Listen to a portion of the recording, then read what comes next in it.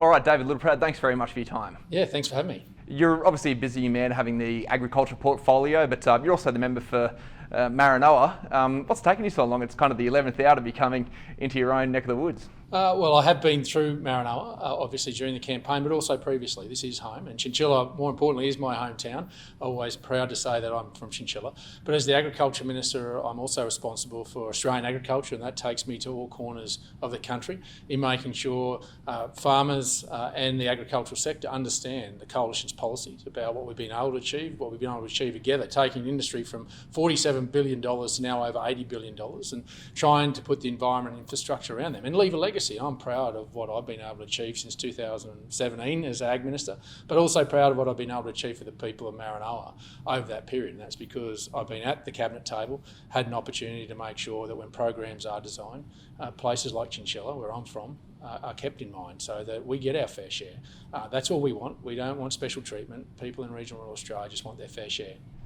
Now, I put the call out to Country Caller viewers, readers, audiences, and said, what would you ask Mr. Littleproud in the lead up to the election if given the opportunity? And I got a few responses back, varying between your role as a local member and also as Agriculture Minister. So the first one relates to urea. So what makes you so sure that the Perdaman urea project going up in WA is going to be the solution or solve the problems that people have in accessing urea, which is of course one of the main nutrient products used in agriculture in modern farming in Australia, and it's gone up to 300% to import. Yeah, it's one of the suite of measures that will be part of the solution. It'll produce over 2.4 million tonne a year, which equates to around 96% of what we actually import. But some of that will go out and export. There are other facilities that are already started to be established in trying to produce urea. In fact, there's one also, a biochar-driven facility up in Barcaldine that's been mooted as well. But you've got to understand that these supply chain issues are from global factors, and they'll be there. But we've been able to find supplies from other trading partners. We've also got to understand that the sovereign capability in terms of manufacturing urea here has in fact been some of our own fault, not government, but also I can stand and put my hand up and say, even when I was a bank manager, I sat there with farmers doing budgets around their kitchen table, and when we could find it $2 a tonne cheaper out of China, we let those sovereign manufacturers down by saying we'll go and import it. And so there hasn't been the investment confidence in sovereign capability being built here in Australia because the market has actually voted with their wallets and imported the product. So we are going to rebuild it. It takes time, but it's important as Australian producers. We understand that there is importance of having the sovereign capability of manufacturing our agricultural inputs, because when you get to times like this or instability geopolitically, you need to be able to rely on your own inputs. And so for $2 a tonne, you should pay that premium. And I got to say, as a bank manager, I was part of those decisions with farmers that said, yeah, let's just import it because I can get it cheaper somewhere else. But we're now finding that obviously in these times we have to rebuild that capability, and that's what we're doing. We're doing that in partnership, and that's not all the taxpayers' responsibility, but we'll leverage what money we've got. $250 million for a $4.5 billion project, I don't think is a bad return for the Australian taxpayer. And it's a loan, not a grant. You touched on supply chain issues, and this one comes from a text message from a mate of mine who's also an avid Country Caller reader. He is a beef producer based in Nebo, and he said maybe something around the current relationship with China and the impact on agricultural markets that we have with them. Obviously, the relationship with China is under a lot of strain, and that caused problems in a lot of facets of the Australian economy. Also, something Sam asked about supply chains in terms of agricultural products and spare parts for new vehicles and machinery. He said, I swear that every time I go to order something, it's a 3 to 6 month wait. So what can be done at a federal level, what is being done to try and address those international supply chain issues to make agriculture more efficient? Yeah, candidly, shipping schedules are going to be out for another 12 months. We've got to rebuild the manufacturing and processing, not just here, but around the world. And that's going to take some time, and then getting the shipping schedules back in line. If you talk to much of the big shipping companies, they tell us it's 12 months away before those schedules get back into line. And you understand we're a very small market. We're only 26 million people. So we're trying to get them back as quickly as we can. So there'll be some pressures on those supply chains, particularly with shipping and with respect to where that is at the moment. and we can't actually influence that any more than what we've done. With respect to China and our exports, let me say we're still exporting country to country and business to business. And particularly if you look at beef, we hit our CHAFTA quota last year in July, when normally we don't hit it till around October, November every year. So the appetite for Australian beef is there. Yes, we are seriously challenging those decisions on those processes in which China has suspended, and we're continuing to work as best we can in country in trying to reopen those facilities. But we are still sending a lot of meat to China. We're sending a lot of product to China, whether that be in other commodities. In those other commodities apart from beef, let me tell you, we were able to send boats left and right because the government had already invested in an additional 6 agricultural councils. We sent our first boatload of barley into Mexico for their beer and signed an agreement with Saudi Arabia for 750,000 tonnes of barley. And we've also now got better arrangements with India in terms of fumigation on transit, as well as with Nepal and Pakistan. So we produce a high-end product. We're not a bulk commodity producer. And so when we do have these challenges with China, then we can pivot. But let me make this clear. Governments never tell exporters where to export to. That is a commercial decision for businesses to make themselves. Our job is to simply give them options in where to export to. And we've signed free trade agreement number 15 with India only in the last month. So that's what we've got to do, put the environment around you and let farmers make the decision, not government tell you where you should export, but you should always work on the fact you should not have market concentration because that gives you market risk. I learned that in grade 10.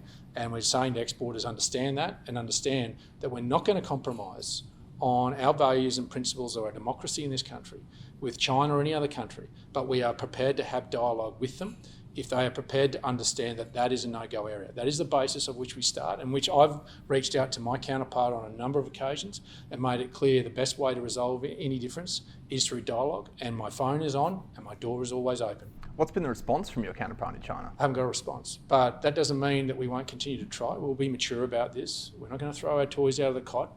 We still think that we can resolve this situation, but there are founding principles in which we will not trade away. There have been over 100,000 Australians who have lost their lives defending that principle of democracy and freedom. And Australia will not trade that away for anybody. And so we'll continue to work with them, but they need to understand that the basis of any further dialogue has to be that our democracy, our way of life is preserved and cannot be impinged on. On the burgeoning industry of carbon farming, which also goes to the government's commitment for 2050, one of the questions received by the country caller is why is the government preventing farmers from managing their own land by restricting carbon farming and creating more red tape if they want to farm carbon more intensively? No, what they're getting at is the veto power that's just been provided to me for new carbon farming projects. I already have a veto power for anyone that has a carbon farming project and wants to extend it. I actually have a veto power on that. But what we've seen in Western Queensland, particularly around Charleville, Cunnamulla and Quilpie, where we've seen carpetbaggers from the coast come out, buy an entire property, 90,000, 100,000 acres, $10-20 an acre, walk away and take the money with them back to the coast. They've taken families away from these communities, and that also takes money out of the communities in terms of local CRT, the fuel agent, the cafe, the baker. And so there's been an unintended consequence. And what happened is their neighbours are left there, and they're the ones that are managing the pests and weeds. So what we're saying is there needs to be some caps and collars around this where a trigger is created. Whereas if you go over 33% of an individual property and wanting to do a carbon farming project, then you have to tell us what your productive capability is and how you'll manage that landscape. Now, if you can't show that, then there is a veto power for the agricultural minister to undertake. But if it's a farmer that's sitting in Quilpie today that wants to do 50, 60% of their property, they're going to continue to produce cattle or wool, then that's not a problem. And what I'm trying to do is incentivise them even more, not just pay them for carbon. I've created a world first biodiversity payment that they can get a halo credit for from a voluntary market that the Australian taxpayer is not paying for, but all these big multinational corporates that are running around telling us what they're doing for the environment. Well, instead of running off and buying an acre of the Amazon, I'm saying support Australian farmers. They can look at their unproductive landscape, get carbon payment, get biodiversity payment, and we've already launched a seal, a brand that'll go on their beef, on their wool, on their sheep, to be marketed around the world. And the Americans are now taking up this intellectual property. This is world first, world leading. And so I'm not trying to stop it. I'm trying to make sure we don't have an MIS Mark II, and I'm trying to make sure that farmers get the benefit. Because what I'm also done as part of this, in part of the budget process, is I've put out $14 million where we're going to employ somebody in each NRM group to go around and sit at farmers' kitchen table to help them do the ERF project application, to map it out and to apply. Because at the moment they're having to rely on aggregators that are taking anywhere from 35 to 70% of the income. I'm saying I'm putting competitive tension into these aggregators marketplace, and they don't like me for it, but I don't care. They've had a free run, and I want farmers in my part of the world and right across regional Australia, if they're going to undertake this stewardship, they should get paid for all of it, and I'm trying to empower them by being able to do that. So I think I have to say I'm giving more incentives with the safeguards we need, plus this little thing called a tax incentive, up to $100 million worth of tax incentives to get on top of it. No one's done any more for it than what the National Party has. Hopefully they don't see that incentive as a disincentive in red tape, hoops you've got to jump through local government, state and federal government in order to open up the rest of that country. It's no different. It's no different to what it already is. You've got to put an ERF project up. It has to have the veracity of meeting all the obstacles of an ERF, whether it be for carbon farming, whether it be about putting solar panels on. So we're not changing anything. We're just saying that once you go over a threshold, all you have to do, as you would now if you were going for an increase in production of carbon farming, you have to demonstrate that you're not taking away productive capacity. Because this is the problem we've got, is if you have people that come in and make investment, particularly into arid areas, semi-arid areas, that want to go in and take over this landscape and take away the productive capacity of it and just walk away, that's not good for Australian agriculture, that's not good for our economy, that's good for them. They put that money in their pocket and they go back with their carpet bag of friends, the aggregators, and sit in the Gold Coast. That doesn't promote our regional communities. So this isn't a big stick. This is a safeguard of saying if you're an Australian farmer, you want to do it your own property, I'm with you. But if you're coming from somewhere outside and you want to make a quick buck out of my people, then there are going to be some safeguards. That's common sense. That's making sure that regional Australia is protected. The age-old problem of telecommunications, internet access, high-speed internet and phone reception in the country. I saw that he invested money at Charlesville, Quilpie, those places recently, a couple of weeks ago, but you guys have been in government for 9 years. Why is there still areas that you'd think should have good mobile reception that are still lagging behind? Because we've invested in Telstra and we shouldn't have. They've abandoned the bush and we should abandon them. Andy Penn would be the worst CEO in this country. He has destroyed telecommunications in this country for a quick buck, and that cancer has gone from out here into the peri-urban areas of Sydney, Melbourne and Brisbane. They're going to taste of it now too, because this guy who's been there and has been given plenty of Australian taxpayers' money to fix this problem, because we have to find a provider. The Australian government doesn't provide telecommunications. The only provider we have is Telstra. Now, when they were privatised, the National Party made sure there was a $2 billion future fund put aside that. Kevin Rudd got himself elected and he took that $2 billion away and gave us no insurance policy. So we now need to find new ways to empower local communities, to tell Telstra to take a running jump and to find a new commercial opportunity and embrace new technologies to do that. But while we're at that, I don't think we should let Telstra off the hook. And I'm pretty upfront with Andy Penn. I don't think the bloke's got much of a spine, to be candid with you, and I'm glad he's leaving in September. That's the only good thing about Telstra, is that he is leaving. But what we should do as a government now, and we've just got a regional communications review back, is that we need to shift the regulatory guide rails around them. Not just for landlines and payphones, but mobile phone towers and internet, and make sure that there's punitive penalties if they don't do it. I mean, this is insane that we've let Telstra get away with it so long. And that's where we've invested another further $1.3 billion to make sure we find those local solutions that many of these small towns are doing. But how we actually also hold Telstra to account is also important. We can't let them get off the hook. There's a lot of legacy assets there that you, the Australian taxpayer, have built for them. But have some regulatory framework, but look for the new solutions and make sure we make Telstra pay for it. Finishing on the general topic of health, which obviously isn't in your portfolio, but it touches to rural and regional Australia, people in remoter areas. The access that older Australians have to quality aged care, obviously we had the Royal Commission into aged care, what's being implemented in rural areas to provide senior Australians with better aged care services. Well, perfect example here in Chinchilla. I actually grew up in Urea, just out the road here, that looks after our aged here in Chinchilla, and one that was built by the community. We've pumped another $14 million to redevelopment, $3 million in terms of training healthcare workers here in Chinchilla and over at Tarcoola in Tara to have local solutions. But what we're also saying is we got to understand it's different in the bush. You might be able to do a lot of home care packages in metropolitan areas, but when you come out here, we need that ageing in place. And you need to be able to have the facilities, so the capital infrastructure is what we're spending on, like the example I just gave on Chinchilla. But it's also about making sure that you understand the costs of providing that in these regional areas are more. So what we've said straight up is $10 per person per day extra. There'll be another $16 that'll go on in October. And then what's being completed now is an environmental scan to actually have a regional remote loading to it. So understanding that it does cost more to provide those services out here. And so that will add another layer of payment to regional and remote aged care facilities. And I think that's the way we should look at it. And I get that some of that solution is about home care in the city, and you can have that, and you can be a suburb away and go to more acute care. But out here, if you have to have more acute care, my mum and dad had to leave here. They needed more acute care and they had to leave their home, Chinchilla. This is where my dad grew up. This is our country, and to see him have to leave was something he didn't want to, but he had to for my mother, who needed that care.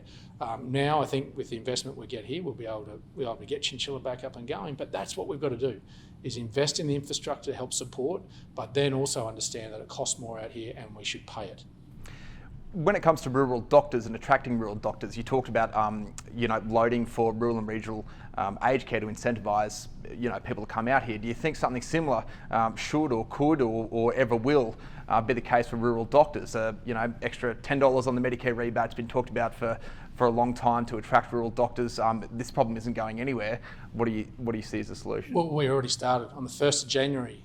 Any doctor that graduated or a nurse, a practitioner nurse, can come to a regional remote area and have their HECS paid for them. That's a pretty good start in life. That's a pretty big incentive to get away from UQ or JCU and to come to Chinchilla or to go to Charleville or go to Longreach and start your practice as a doctor in one of these regional remote areas, because your HECS is going to get paid for you. And it's not as though you're going out there without any money in your pocket. You're getting paid a pretty good wage as well. So we've started that on the 1st of January for any of these new doctors that have graduated and practitioner nurses. We'll continue to invest in that, as well as medical places. And this is the thing that upsets me a little bit about the AMA. They are the most harshest union in the country. We need to have more university places rather than having them push back and say we need to limit the number of university places for doctors in this country. We need to have more, and that incentive for them to go west and to get their grounding in regional Australia through paying their HECS, I think is a great start. And in our Murray Medical School or JCU up in Townsville, where we're help paying for that course, is another one that complements that. Because what we found, particularly in the medical profession, if you have 40%, or if you train them in the bush, 40% of them will stay out there. So if we start to train them in regional areas, we start to put them out in the Waggers and the Townsvilles, and they do their placements out in the bush, 40% of those will stay. And a perfect example of that is Charleville. We spent $2.5 million as federal government to put in a training facility with USQ to train health professionals out there. And in the first tranche of 12, the 3 young ladies that came out wanted to stay. 2 of them found love, as you would in Charleville, and the other just loved the place. Never been west of the Great Divide. And once they saw the quality of life of what we can offer out here, they wanted to stay. And so those are the practical investments we're making, but also that HECS investment, I think is a big one to get someone started in life. You have a big dirty HECS debt, you can go bush for a while, do 4 or 5 years out there and clean most of it up. You'd be pretty keen to give it a crack. Plenty for me there, and that's all the questions from Country Cooler readers. Thanks very much. Thanks, mate.